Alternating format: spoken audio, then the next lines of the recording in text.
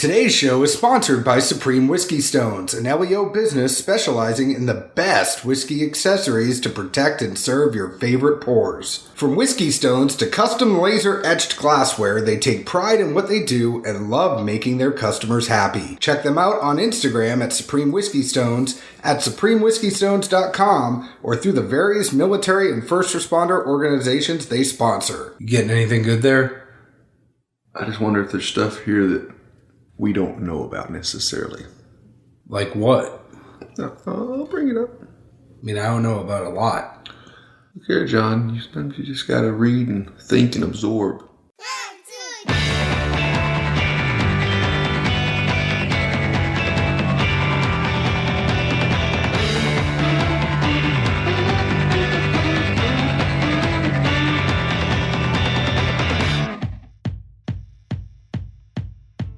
Hello, everyone. My name is John Edwards. With me, as always, is Zeke Baker. And together, we make the Dad's Drinking Bourbon. Wherever you are, whatever time it is, thank you for making us a part of your day. Zeke, thank you for making me a part of your day. Say hello to the folks. I'm just going to say I hope wherever you are and whatnot, you're warm. The weather right now is crazy. I think everybody in the Midwest is in the middle of a frozen Arctic tundra. Be warm, be safe. The weather outside is frightful. I wrote a little song about that today. You did. You broke the internet. I'm going to get to that. But let's talk about our friends in Chicago. They actually said today it is colder in Chicago than it is in Antarctica.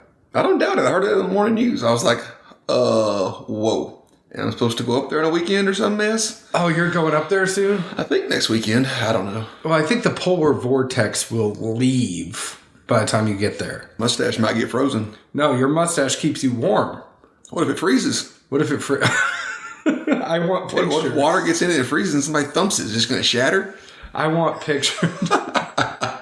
Zeke would be the only one who got his mustache stuck to a flagpole. Oh, man, that would be the worst pain ever. That'd be worse than your tongue, I think. Imagine all of the hairs getting ripped off. Oh, John? Jesus.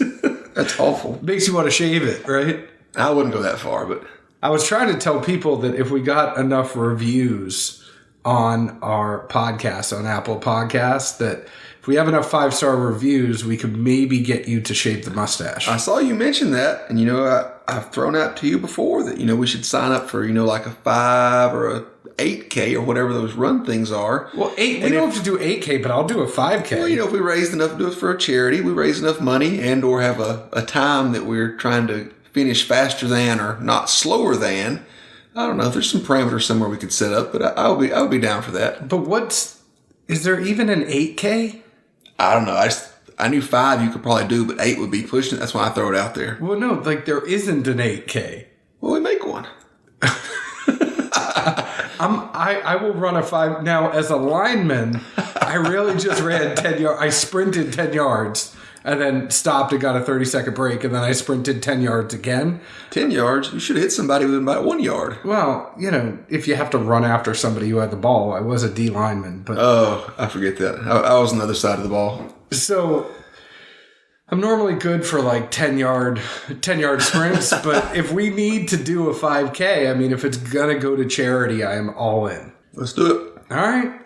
Let's talk about how you broke the internet. Because I just posted a couple of bottles. But Zeke doesn't post very often. And when Zeke does post, number one, it's not filtered. And it is. I worked on that for 30 minutes. The pictures look very grainy. The pictures look like my 2-year-old daughter took the picture. I found the perfect filter and adjusted at least 6 different settings. I'm very proud of you.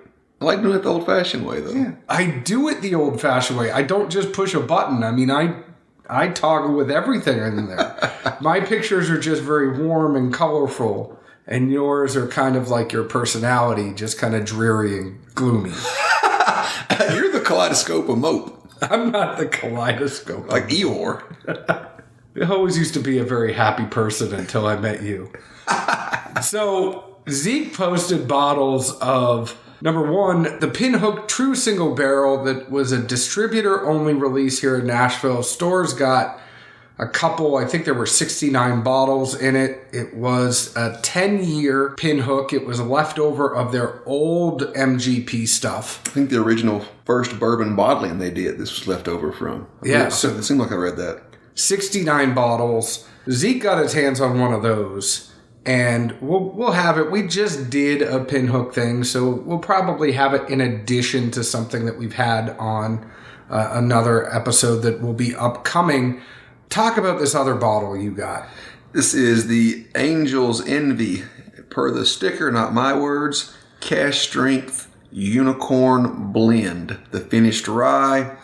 The bottling on it is the standard bottle. It does say rye whiskey finished in Caribbean rum cask. There is a sticker on the side. It says this is batch number 1A, bottle number 84. In the writing here it says, "You're holding one bottle from a very limited release. This rare blend starts with a 95% rye mash bill, and then it's finished in vintage cask, which takes the already complex spiciness of rye and balances it with the sweet flavors of bourbon, cognac, and rum. Enjoy. It might be the only chance you'll get."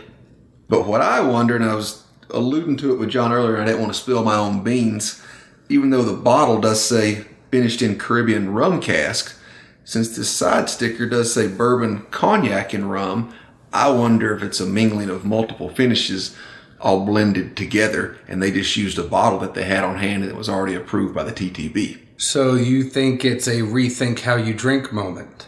Hey, I just know what I read, and at least I can read most days. I can't, so I'm glad you did. What I know about this is it is batch 1A. It is a finished rye, like you said. It's 56% ABV, 112 proof, if we're going off the front. Now, if it is what you said, and this leaves a lot open for speculation, it might not be 112 proof. Well, that's something I didn't think of, actually. There you go. I use deductive reasoning after you tell me the answer. Yeah, I don't know. Looking at the neck tag, and honestly, I don't know if this is just a standard neck tag or not. It does say, finished in rum cask, but that it gives the flavors of rum and cognac. So I don't know if it's speaking to actual multiple cask finishes or just trying to describe a flavor profile that people could expect in their mind. There's a lot going on, though. A lot of uncertainty left here, and I guess that's true fitting for a unicorn. Exactly. Just like unicorns, it's not like you're going to see these out in the wild. So Zeke posted this picture, and he does this on purpose because anybody who messages us via social media, sometimes he's good to write back on Facebook. But any other forum, if you're messaging us on Twitter or Instagram, you're talking to me, just so you know. So Zeke will go in whenever he does post a picture, and he'll drop this bomb, and then he just kind of goes away. So he'll drop a bomb, he won't even get the hashtags right, so I got to go in and add additional hashtags for him.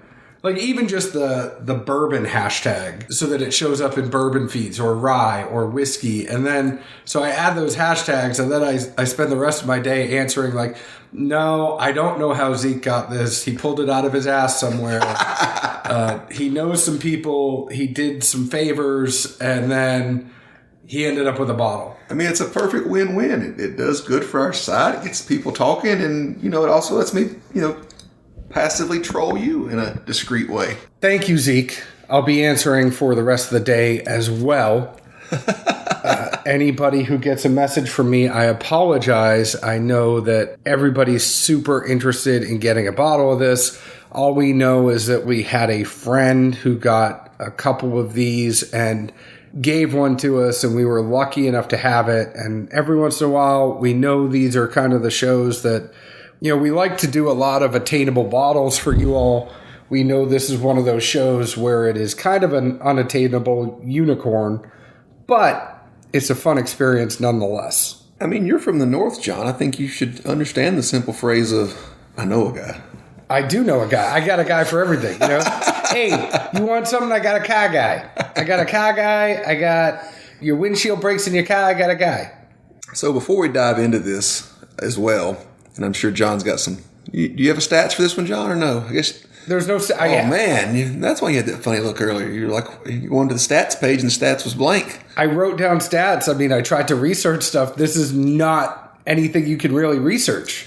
And if nothing is what it seems, what are we doing here anyway? Like, who are we? What's our purpose? Same purpose we always had, tasting booze.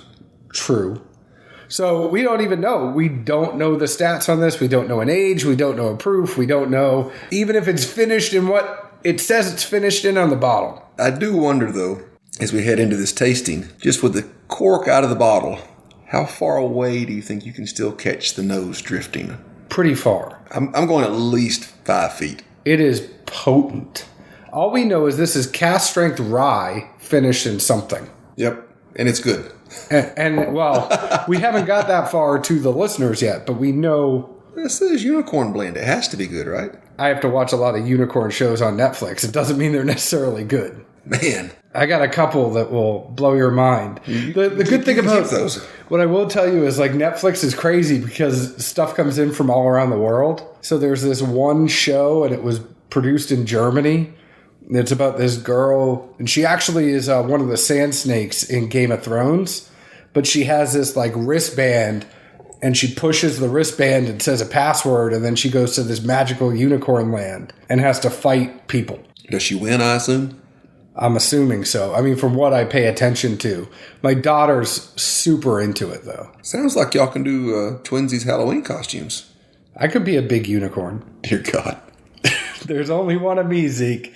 So let's get into this. You kick us off. You brought the whiskey, so why don't you tell us what you got nose, taste, finish? All right, we can dive in here. Nose-wise, I laugh simply because when I first tasted this, I told John, look, there's a lot going on, but there isn't. It seemed very simple to me, and the notes I got were just very straightforward and easy. And then as I revisit and, we did a little more tasting here, there really is just a lot going on with the nose of this thing. I guess, air is always good to things. Started out, to some degree, it reminded me of sangria almost, just in the sense of there was just super sweet fruits. Kiwi, peach, passion fruit, just all over the board. Just that type of summertime sangria smell. I will also say that the high proof of being cask strength, that's easily noticed throughout. That'd probably be the difference between that and what I would, just definitely pin it right on being sangria. At times, I picked up maybe a little bit of light pine coming in off the rye. And it could just be that it reminded me so much of waffles, pancakes, sugars, etc. But I swear I smelled confection sugar. Could have just been my mind was back in that happy spot of, eating big, thick, fluffy waffle just drenched in sugar and syrup. But I smelled it nonetheless. Again, could have been just the olfactory memory throwing me off. Palate-wise, the first thing I put down was not necessarily something I tasted, but what I didn't get, because I thought that was pretty unique, was that it was not sugary, sticky, or heavy in any way, even though it smells and just the profile is so similar to what you would think of with syrup. And that's really the main thing I taste on the front end is almost a blend of, syrup with, organic honey. There's just a little bit of not earthy or bitter, but kind of that you'd get from, homegrown natural honey, but then also enough super sweet to just be, Aunt Jemima syrup or something. What is that again? Aunt Jemima syrup. Syrup? Yeah. What do you call it? Syrup. Oh, well, sorry, you're wrong. Lastly, and again, palate-wise, like I say, it's just a real simple theme. I don't know if they're wheat or some type of waffle, but those Belgian waffles that are darker. You know what I mean? I don't know if you mean they just were cooked longer? I don't know. That's the only thing that makes it darker. It's the longer you put it in. Okay, then. I don't know if it's a different grain. I just know that some waffles, for whatever reason, are more like, a leather dark brown color. Yeah, it's just however long you leave it in the waffle. Well, that gives it a different flavor profile to me. You think? Well, I mean, it's a different consistency. To me, it just tastes different. I don't know. Maybe I'm having some memory of like years ago, and that's just what keeps sticking out because I don't eat waffles and stuff like that too much. But Zeke has bad memories of burnt waffles. I mean, I'm just sitting there seeing big, thick waffles, and like when you're a kid, you take the syrup and make sure you fill every square of the waffle. That's where this takes me to. I mean, it's delectable. Is that it? Good. That's it? Well, I'm going to enjoy some more now. You talk.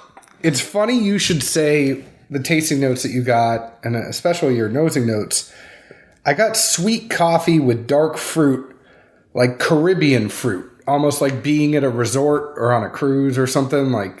And I wrote, it's just breakfasty to me, syrup. There's so much going on in the nose, like you said, but not a lot going on in the nose at the same time. It's like if I could sum it up with one word, it's just breakfast. Mm-hmm. There's the coffee, there's the fruit, there's the syrup, there's the pancakes, there's everything is kind of there. The only thing I don't get is like eggs and sausage, but it's like... If you smell it long enough, you see them though. Yeah. I mean, the whole big plate's just right in front of you. But everything is just hitting that olfactory sense of like, I'm sitting down to an awesome breakfast that I didn't have to cook, that has been prepared for me, and I'm sitting at the table and I'm ready. Because nowadays, right, I don't sit down and enjoy breakfast. We're making breakfast and eating it while we're standing up, serving it to other people.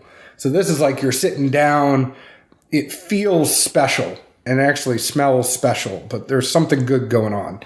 The taste, it was funny. The first thing I got was almost like a sweet perfume.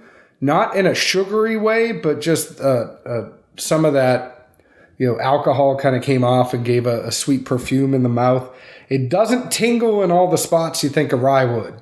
So if you want it to touch you a certain way, this thing isn't going to touch you that way. It got some dark coffee fruit, maybe a little bit, just dark and sweet is the best way I could describe it for me. It's not a sweetness in a sugary sweetness, but kind of like a sweetness and a fruit sweetness. Definitely. The finish was nice heat in the throat, but not uncomfortable in the chest. So I felt it go down my throat, but I didn't feel any burn in the chest for a cask strength. That was kind of a nice surprise. I got a slight tingle inside my mouth and gums at that point. I know Alex, our friend Alex, loves when we talk about mouth tingle. The mouth tingle didn't really hit me until the finish. That kind of coffee, dark fruit lingers. I mean, it's almost like a dark and stormy rye. Like there was lots of just dark notes to it, not in a way that it was off-putting in dark. Like I don't want that to have a bad connotation with the word, but just everything was very rich, thick, and, coffee dark. I just want to know how many perfumes you've tasted over the years, because I don't think I've ever tasted one. I can tell you what a post-tanning bed tastes like, unfortunately, but... Wait, you've gone tanning? No, John, I said I tasted. Oh, I'm with you now. It took me a second. Yeah. It took me a second. I was going to say, how often did you GTL in your life, Zeke? But you zigged what I would have said. I know. That's why you looked at me. I was like, no, John, I didn't say from my own. I don't lick my arm. On that note... we'll let you answer that one later. Just a really enjoyable pour, though. I can't say a bad thing about this. I don't know what the price tag is on it, but I can't say there's stuff I dislike about this. It is a very special bottle. It is, and I think something neither one of us really hit on, and not to say it's not there, you know this is a cask strength rye the whole time. There is a fair amount of burn or singe, at least in the palate, doesn't really go down into a hug. But I would think the reason I omitted it, and what I assume John did as well, is just simply the fact of there's so much other unique flavors going on that kind of inherently, it's a cask strength rye. I should get some burn from it, and it's there. I chose to focus on just the total unique other aspects that were there. But it doesn't burn you in a way, like the really, really good cask strengths, they don't. It was so much so that I didn't even need to talk about it. Like if we felt the need to talk about it, then it's an issue. So do you want to say how much this costs, or did you have to lick arms that came out of a tanning bed to get it? We'll just say it was a fair price, and I got it for what the hand that passed it to me did, and that's what good drinking friends do. And the cycle of suntan lotion goes round and round. So, final verdict on this. I know not everybody can get it, so... Well, it may not ever even be released. We don't know. We don't. But I think if there's a way you can get any of this, if you come across it... I will mention that we were all at a social function a couple of weeks ago, and I did have it that night, and I didn't really get a chance. You know when you're at a night and you're out with your friends and there's a bunch of people there and it's a bourbon night and you really don't get to sit down and enjoy something. You're really just kind of like, oh, I'm going to try a sip of this. Oh, that's good. Let me try a sip of this. That's good. And I really didn't get to sit down and enjoy it. And I didn't get the nuances that I got today. It was just like, oh, that was a really good pour. If you are lucky to get something like this, you owe it to yourself to sit down and enjoy it. Don't do this in a place where, like, I always remember I had one of the Four Roses limited edition small batches that I always wanted to try, and I had it in Vegas. And all the stuff that's going on in Vegas, I didn't get to sit down and really enjoy it. I've since had it again, but it's like one of those things, like you owe it to yourself to be able to sit and reflect and actually sip and enjoy this one rather than kind of mix it in with a bunch of other stuff. Oh, yeah, no. When they popped it open, I mean, I could smell it from across the room, and I admittedly didn't drink it then simply because the smell was so overwhelming, and there were so many other bottles out there, and I knew I was on a short time frame. I just passed them because I was afraid to wipe me out. You never know how long something like that's going to linger on top of everything else you're trying to pick up and taste. So I let it ride then, but inevitably I am happy I picked up a bottle. Should we have you go down the hall? And like you can tell me when you stop smelling it. I think now that we've been drinking it, I'm going to smell this all day. If nothing else from the mustache. I mean, shit. But I'm not complaining about that either. Other than I may just have a strong hankering for some nice thick brown Belgian waffles soon. Me too. On that note, please go ahead and find us on Facebook at Dad's Drinking Bourbon. Join our Facebook group, Dad's Drinking Bourbon. It's a fun time. Answer a couple questions. We'll let you in. Follow us on Twitter at Bourbon Dads. Follow us on Instagram at Dad's Drinking Bourbon. Please find our podcast on your favorite podcast app. I know you're probably listening to it already. Leave us a 5-star review. Tell us why you like us. That actually really helps us show up in searches better. Zeke, where else could the folks find us? Enjoying some good booze. Cheers. Ciao.